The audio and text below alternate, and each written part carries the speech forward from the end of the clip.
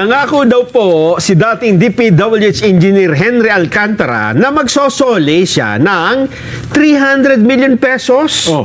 Ito po'y halagang ng hanggang 2027, hanggang 2027 siya magsosole. Ayun, oh. Huhulug-hulugan niya. Ba? Bahagi daw ng kanyang restitution. Alamin natin ang balita mula kay TJ Mendoza. TJ?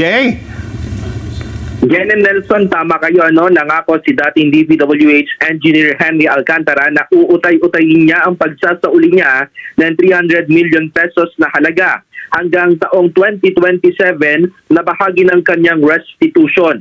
Sinabi yan ng dating Public Works Engineer sa pagdinig sa Sandigan Bayan kaugnay sa graft case nila ni dating Senador Ramon Bong Revilla Jr. na nag-ugat sa maanomalyang flood control project sa Pandibulacan.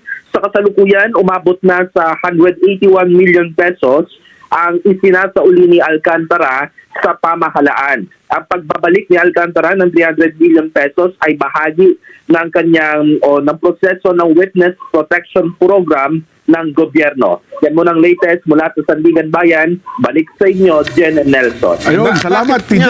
Bakit niya huhulug-hulugan? Kinuha niya yan, buo eh. Oo nga naman. Di ba? Kinakapos mo siyang pera? TJ?